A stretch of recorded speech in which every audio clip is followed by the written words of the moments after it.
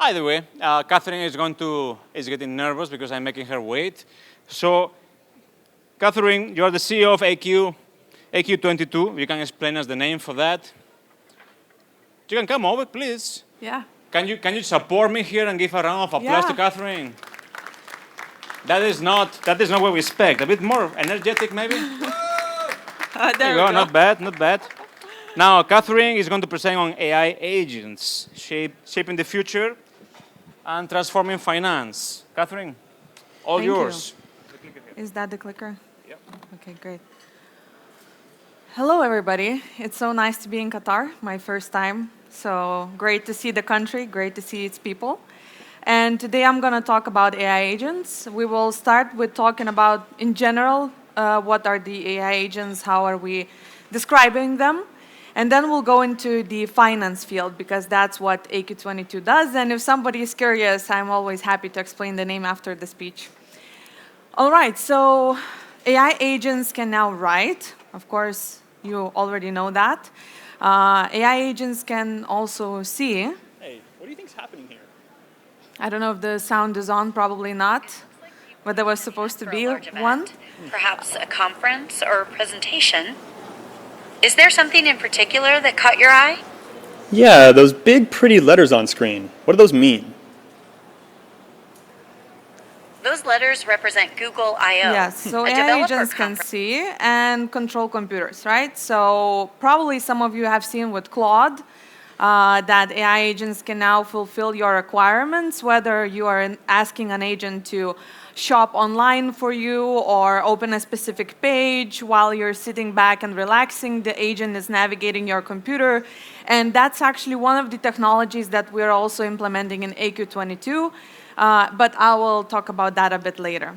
So AI agents can do a lot, right? And they're evolving all the time, because just a year ago, we did not really see very good action models where AI agents are controlling, and now we do. So when we talk about the market now, it's important to see what are people using the AI agents for. So of course, like copywriting, writing code, doing searches online, again, searching for data and much more, right? People are using AI agents daily, and the actions vary depending on their positions. And with that in mind, people are describing AI agents very differently. Some people say it's AI agents, AI assistants, co-workers, co-pilots, bots. We also heard that today here. Google did a research, actually, and asked people, I think they interviewed more than 5,000 people, and asked which of these terms is actually the one that sounds best. And people are less fearing the agents, actually, because co-pilots, co-workers, and bots, they have a bit of a negative connotation. And these are all the images that I found online when you write one of these words. And again, they're all quite similar, yet people have totally different ideas. So what's an AI agent? Let's start with that, because that's what my presentation is focusing on. So an AI agent is a fully autonomous system that can basically do complex tasks for you. And there are a couple of things that are very important to AI agents. The first one is reasoning. Of course, all the AI agents can reason and can understand the whole foundation and also the context that you're submitting, right? The next one is external memory. So probably some of you noticed with ChatGPT, but also any other agents, there is this external memory layer where they save your data and can adjust and adapt.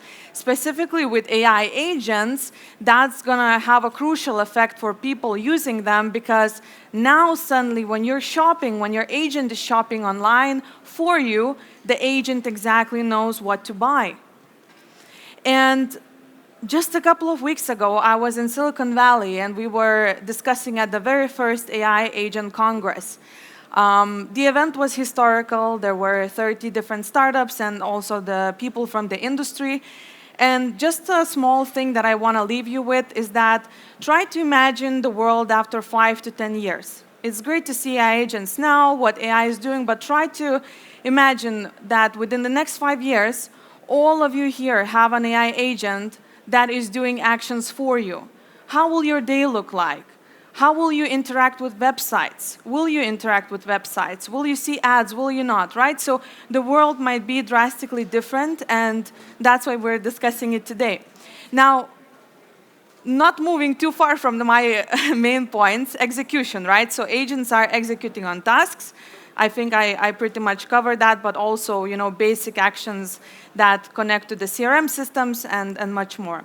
And finally, planning, right? So AI agents can actually take your huge complex tasks and narrow them down into very small steps, so you know exactly what the agent is going to do and you can follow the whole metric. So all of these 4 elements are very important.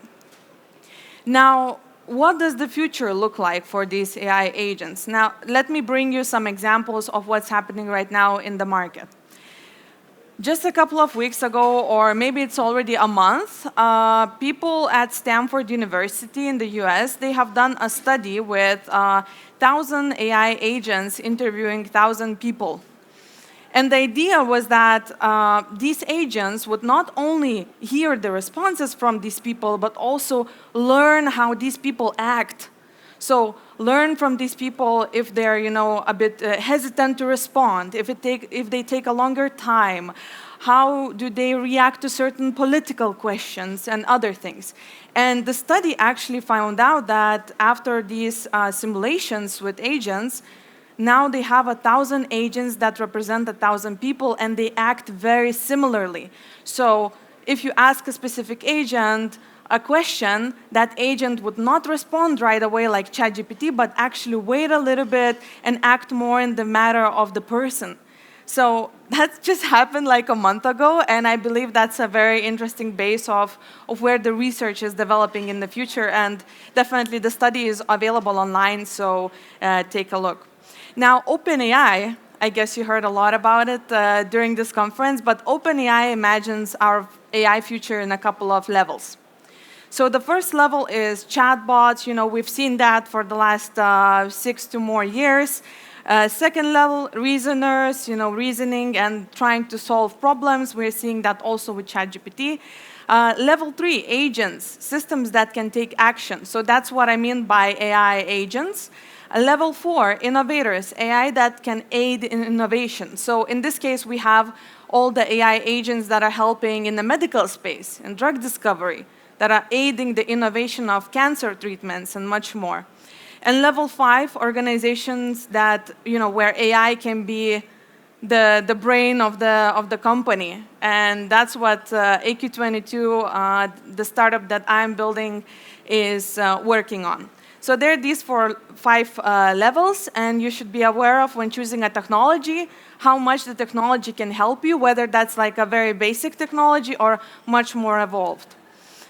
So now I've talked a little bit about, what's happening in general with AI agents, and that's a really broad topic, so we could be talking about that for many hours. But something I want to deep dive into within the next 10 minutes is finance. Finance is because that's the space that I work within, that's the space that I have most of the experience with. And how is finance world going to change within the next 5 to 10 years? So when it comes to finance, during the last half a year, I've done 150 interviews with banks, credit unions, private equity, family offices. And during those interviews, there has been the same trend that I've seen in all kinds of reports online as well, which is that financial institutions are ready for adoption of new technology, now more than ever.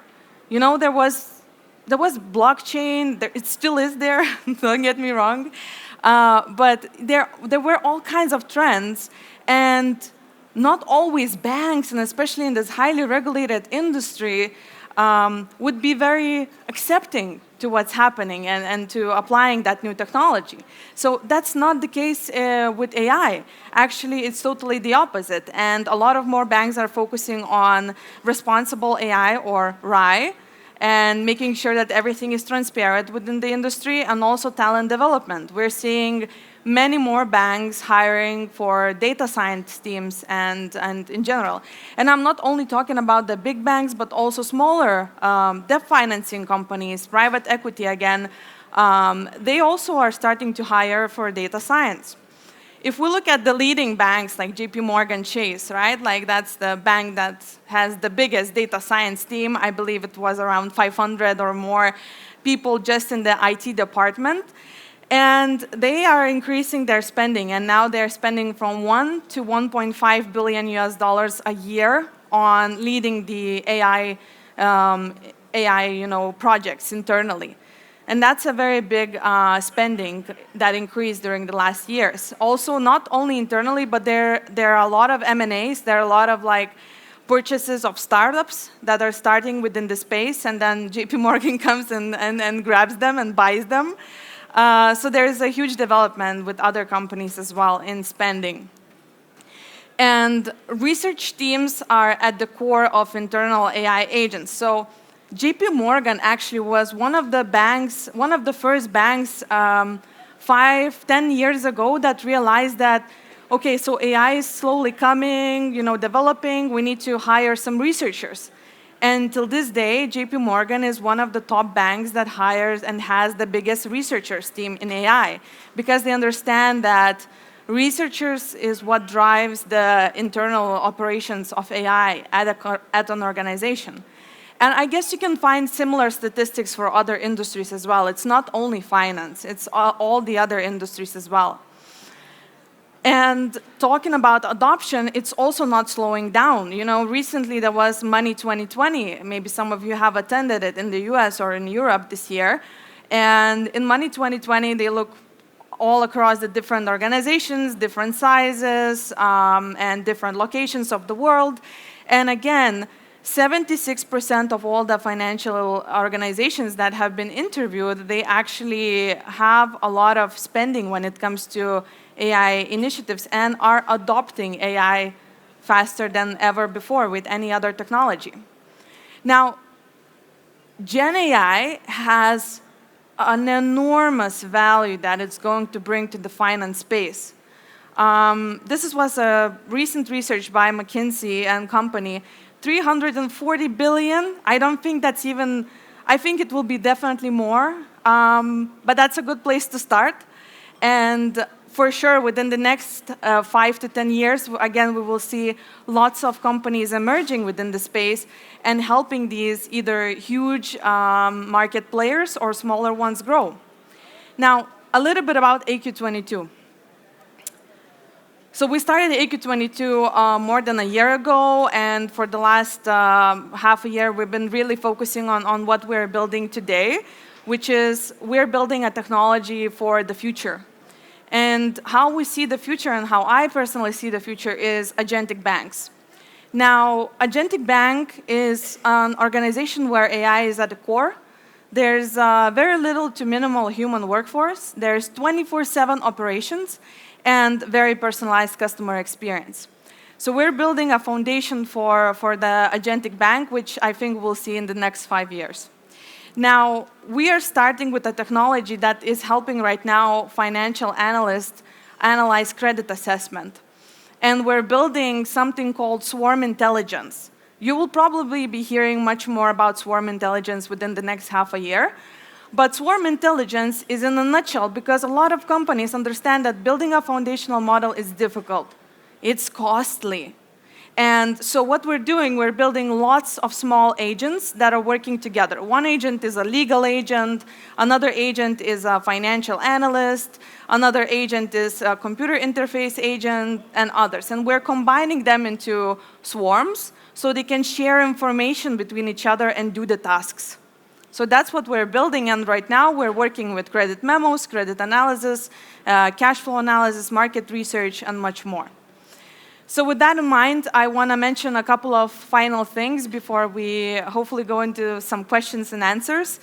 Market size. I don't think that this slide is only representative for finance. I think it also represents other industries as well. So what's happening? We're seeing that right now within the financial space, companies are allocating around $16 billion a year on AI software. That includes internal models, external models, companies that they buy and consume. And it is expected to actually grow 2 to 3, but I even believe 4 times within the next 6 years. Now, at the same time, what's happening with the labor market? The labor market is actually getting smaller, meaning that there's this huge, massive shift from the bank's budget from the human capital to AI. And some people would say it's sad, some people would say it's exciting. I leave it up to you to decide. But at the same time, I think this is a change that will be touching not only finance. This is a change that will be touching other industries as well. So I would like to summarize quickly and then just leave some space for your questions. If you have any, I will also be happy to chat privately. I will be staying here after the speech. Vertical agents are on the rise. This is like one of the latest maps of AI agents. So you can see it's November 2024 by Adam Silverman from Agency. So in this framework, you can see when it comes to agents, there's so many different technologies that you should be aware of. There's the vertical agents like ours. AQ22 is a vertical agent for a specific industry. There's agent hosting, serving. There is observability. There's agent frameworks, which help you to make the agents for yourself and orchestrate them as well. There's the memory, tool library, sandboxes, model serving, storage, and much more. And this space is only growing. So if you want to, you can follow Adam Silverman. He is sharing an update each month to show how fast the space is growing, actually. But without that, I want to mention a couple of things. So vertical agents are on the rise. Everyone can now and will have an agent. That's my belief. We can have a conversation, but let's talk in 5 years.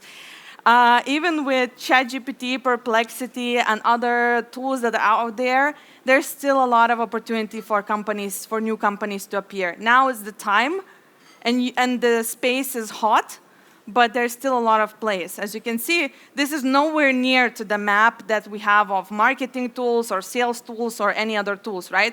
Those maps look crazy. Like, this is still quite small. Finance organizations will be completely transformed, as I mentioned as well. They invest a lot in AI research. And finally, this is a huge opportunity for startups. If you have capital, try to allocate it to startups that are working within the space. If you have capital and motivation, try to do it yourself, because there's definitely a lot to do. I have like maybe 15 more ideas, but not enough time.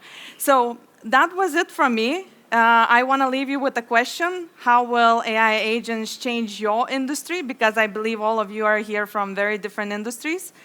And I want you to think of that when you get home. And then finally, I will be staying around after the presentation. Feel free to join our waitlist if you want to see what AQ22 can do for your business. And my name is Catherine. Let's connect on LinkedIn. And thank you so much for listening. I hope it was insightful. Let's hold on there. Any questions, opinions, criticisms? Very much welcome. Criticism. You have a question? Mike is coming up. Wait. Hold on.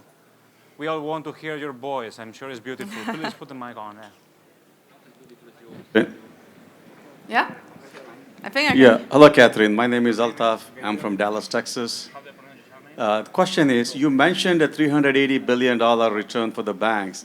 What are they? Is that a savings in the human capital, or is the cost savings, top line, bottom line? What's the number? It's what AI software is going to bring. That also includes, the cost cutting on the human capital, sadly. But that's the joint value, new value that will flow into the market. Primarily from cost cutting. Not only, also from new technologies that are connected with AI that can help you generate things faster. I can give you an example with AQ22. We're helping financial analysts go through many more loans per day. So if an analyst can process 10 loans per day, with our tool, the analyst can process 30 loans per day, and that increases the revenue for the bank. So you're talking about efficiency, productivity. Efficiency, yeah. Productivity. Because one of the concerns that the industry has, as of November 2024, the industry as a whole has spent over $1 trillion in AI, and the overall return is 0.03%, less than 30 billion. And a lion's share goes to Microsoft/ChatGPT. So now, in order for the new value creation, where do you think the value creation for industry as a general will come from? Productivity improvements, you're saying? I would say that's the number one. Efficiency, productivity, manual tasks. Like just financial analysts, no matter in which area they are, spend 2/3 a year just looking at documents, just analyzing documents simply, right? So there is a huge potential when it comes to like the areas where you have a lot of manual work, which is repetitive. That's the answer. Okay, thank you. And I have a follow-up question. Which agentic framework that your company in particular uses? I mean, you had a slide up there. So you have Crew AI, Microsoft AutoGen. Do you use one of those platforms to create your agents? We are fine-tuning some of the models, like Llama and others, to create our agents. But right now, we're not utilizing other software tools ourselves from the market. You're developing your own agents? Yeah. Thank you. Yeah. One I don't. more question? There's one. There's Only one a more. couple. We'll take one more Yeah. in the interest of time. Yeah. Sure. I will also stay. Just so- select whom. Be biased, please. Yeah. There was a person here on the side. Oh, sorry. Okay. I just want to ask about you mentioned something about the agentic banks, okay? Yeah. Where you will make autonomy for all of the bank operations. This is what I grasp about your explanation. So in that case, if you have this level of autonomous with agentic AI, how will you solve the problem of orchestration across the different agents? How the bias and the hallucination Yeah. inherited in the LLMs used Yeah. within the agentic system will be avoided in order to minimize hallucination, false positives, and so on, especially in such a critical sector. Thank you for the question. So I also have a very brilliant CTO who is behind the whole technology, so he could definitely deep dive into some of these questions. One thing that we're creating when we're creating the swarm intelligence is a controlled agent as a judge, acting as a judge, and basically navigating all the other swarms. So we have that layer on top. The next thing is, I just had a thought and I forgot about it. So besides the control agent, of course, this technology will take a while to develop, but we're using all kinds of different techniques. One of them would be one of our agents is connecting with a calculator, and the calculator is basically calculating the different equations and putting the output back to the agent, and that's how we avoid hallucinations within the finance space. Like that's one way to make sure, because LLMs are not really good with numbers, right?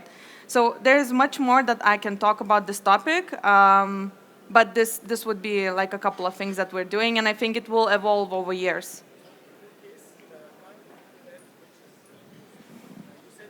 Fine-tuning the LLMs for your specific case. So I assume here that you are making the general purpose LLM trained with your data to be task specific, right? We have those, but then the main agent, the financial one, is our own. Okay. It's not fine-tuned. Okay, because usually in the agentic system you have multiple instances of the LLM models. So I assume now all of the clones of the LLM models, it's your own fine-tuned version, right? Yes. Okay. And this is based on Llama? Some of it, yes. Some of it on other models. Okay, if it's industry secret. Yeah. Thank It you. is. Thank you. Great. Thank you. Big round of applause. We can please. always have some more questions over there. Thank you. Can you make it meaningful? She only has one stage appearance, please. Make it meaningful for her experience. Just clap. There you go. Not so difficult. Oh, maybe I should leave. Just skip. One thing.